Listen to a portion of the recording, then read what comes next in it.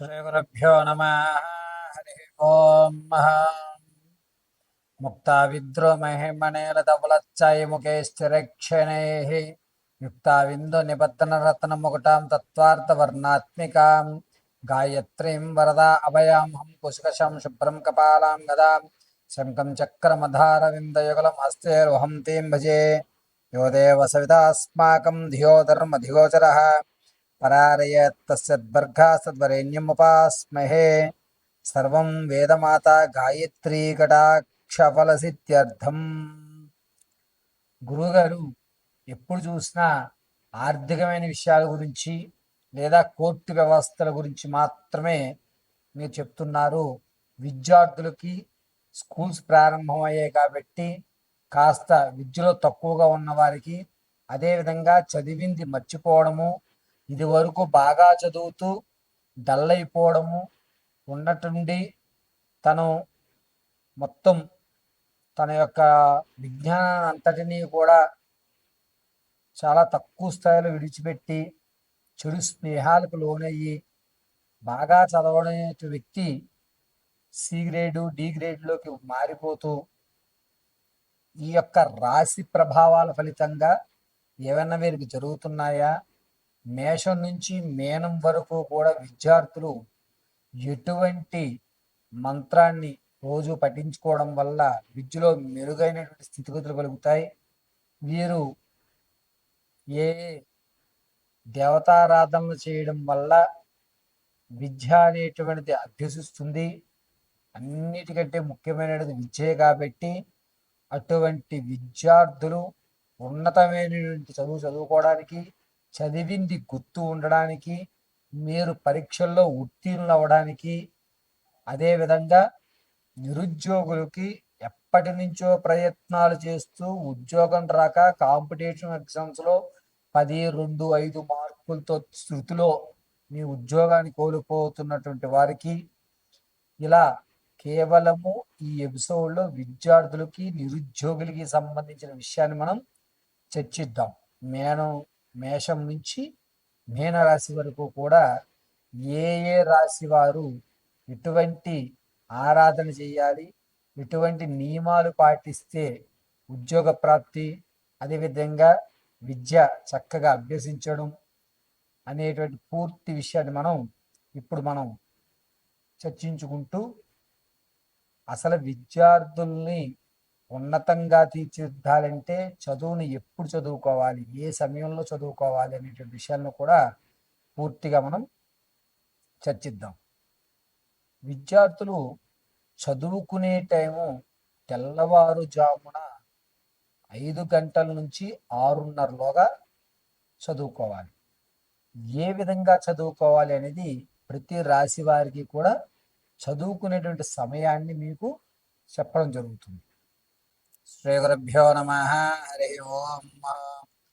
మేషరాశిలో జనించినటువంటి విద్యార్థులు, అదేవిధంగా నిరుద్యోగులు, ప్రయత్నాలు చేస్తూ ఉద్యోగం రాక ఇబ్బందులు పడుతున్నవారు, వీరికి పరిష్కారాలు ఏమిటి, ఎటువంటి దేవతారాధన చెయ్యాలనే విషయాన్ని మనం ఇప్పుడు పరిశీలన చేద్దాం. ముందుగా మేషరాశిలో ఉన్నటువంటి వారికి ఏలినాటి శని ప్రభావము, అదేవిధంగా గురుడు 26/5/2026 నుంచి, అంటే మే 26వ తారీఖు నుంచి 15 అక్టోబర్ తారీఖు వరకు కూడా అర్ధాష్టమంలోకి మారుతున్నాడు.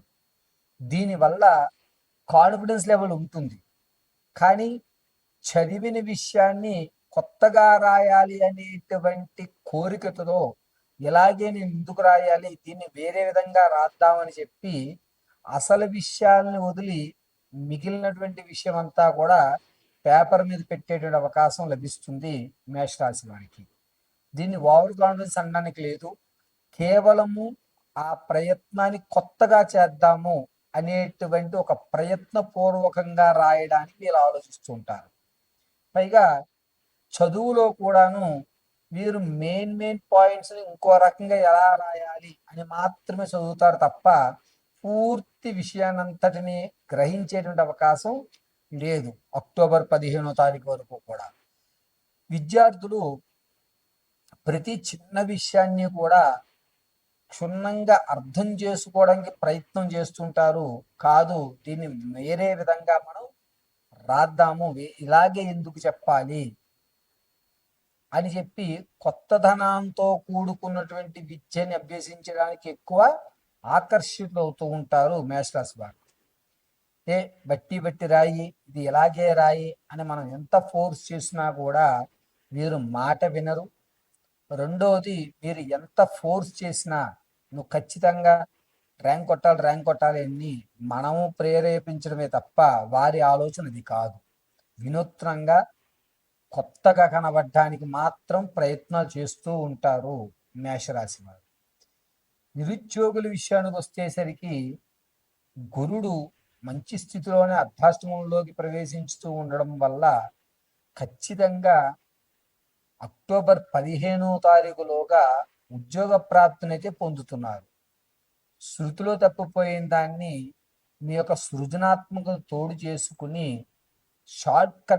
మరింత షార్ట్ కట్స్గా మీ ప్రయత్నాన్ని బలోపేతం చేసుకుంటూ ఉద్యోగ ప్రాప్తి ఖచ్చితంగా మీరు కలిగించేటువంటి అవకాశం అక్టోబర్ 15లోగా నిరుద్యోగులు మంచి శుభవార్త, అది కూడా సెటిల్ లైఫ్కి సంబంధించిన ఉద్యోగ ప్రాప్తి కలిగేటువంటి అవకాశం ఎక్కువగా లభిస్తుంది.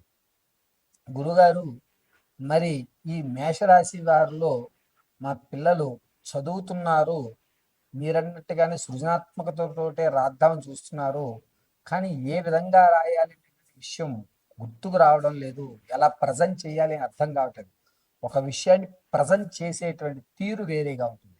ఆ ప్రజెంటేషన్ కోసం గురుడు బలంలో ఉండడం కోసం ఈ యొక్క మేషరాశి వారు ప్రతిరోజు ఉదయం 6:30 నుంచి 7:30లోగా చక్కగా కొబ్బరి నూనెతో దీపం పెట్టండి. ఒకవేళ స్కూల్స్కి వెళ్ళిపోయి కాలేజీకి వెళ్ళిపోయి హడావిడి ఉంటే కనుక 6 గంటల నుంచి 7 లోపు, ఏదేమైనా 7 గంటల్లోగా మీ ఇంట్లో ఉన్నటువంటి దత్తాత్రేయ విగ్రహం కానీ లేదా దత్తాత్రేయుడి యొక్క ప్రతిమ కానీ లేదా గురుపారాయణ పుస్తకం వద్ద కానీ ఒక దీపారాధన చేసి, పుస్తకం వద్ద కొంచెం దూరంగా దీపారాధన చేసి గురుపారాయణ పుస్తకం వద్ద ఒక పుష్పాన్ని ఉంచండి. ప్రతిరోజు కూడా ఈ పని చెయ్యండి.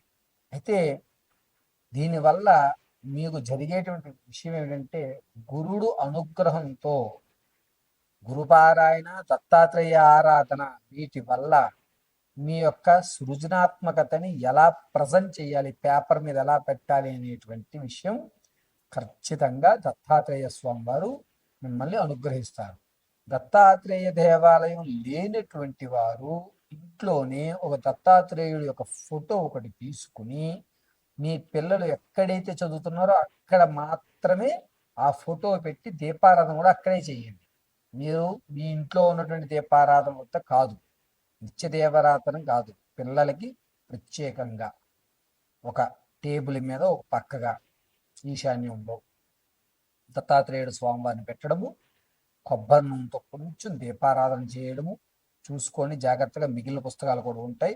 ఆ దీపారాధనకు ఒక గ్లాస్ ఏమన్నా క్లోజ్ చేసి పెట్టుకోండి. కొబ్బరి నూనెతో దీపారాధన చేయండి. కాస్త బెల్లం కానీ మిశ్రీ కానీ నైవేద్యం పెట్టండి. మిశ్రీ అయితే శ్రేష్టం. మిశ్రీ నైవేద్యం పెట్టుకుని పిల్లవాడు స్కూల్కి వెళ్ళిపోయిన తర్వాత ఆ మిశ్రీని తీసి ఒక డబ్బాలో వేసుకుని సాయంత్రం వచ్చినప్పుడు వాడికి ఏ పాలల్లోనో ఆ మిశ్రీని కలిపేసి ఇచ్చేసేయండి. ఇలా మేషరాశి వారు దత్తాత్రేయుడు ఆరాధన చేయడం వల్ల సృజనాత్మకతని ఎలా ప్రజెంట్ చెయ్యాలి అనే విషయం తెలుసుకుంటారు. అంతేకాకుండా చదువుకునే సమయం ఏమిటి అంటే కనుక, విద్యార్థులు రాత్రి వేళ 9 నుంచి 10 గంటల లోపు ఏదన్నా ఒక సబ్జెక్టుకి సంబంధించి ఒక క్వశ్చన్ చదవమనండి. దాన్ని మరుసటి రోజు ఉదయాన్నే లేచిన తర్వాత బ్రష్ కూడా చేయకుండా రాత్రి ఏదైతే క్వశ్చన్ చదివాడో అదే క్వశ్చన్ని 2 సార్లు చదువుకోమనండి. చదివి పుస్తకం మూసేసి తన స్నానం చేసి వచ్చిన తర్వాత దీపారాధన చేసుకుని తను ఖాళీ ఉన్నప్పుడు ఒక్కసారి మళ్ళీ రివైండ్ చేసుకోమనండి. ఆ ప్రశ్న ఆ సమాధానం రెండూ కూడా బ్రెయిన్లో ప్రింట్ అవుతాయి. చదువుకునేటువంటి సమయం సాయంత్రం వేళ, రాత్రి పడుకునే ముందు మనం ఏం రాదు క్వశ్చను నాకు ఇది అర్థంగా అదే క్వశ్చన్ 1-2 సార్లు చదివి మూసేసి మరుసటి రోజు ఉదయాన్నే పుస్తకం తీసి అదే క్వశ్చన్ చదువుకుని అప్పుడు బ్రష్ స్నానం చేసి స్కూల్కి వెళ్ళమనండి. చక్కగా చదివింది ఖచ్చితంగా బ్రెయిన్లో గుర్తుంటుంది, సృజనాత్మకత నిలబడుతుంది. మరిన్ని విషయాలు తెలుసుకోవడానికి విద్యార్థుల కొరకు కింద స్కూల్ అవుతున్న నెంబర్ సంప్రదించండి. మీ యొక్క పిల్లల యొక్క భవిష్యత్తు గురించి పూర్తి విషయాన్ని తెలుసుకోండి. పరమేశ్వర అర్పితమస్తు.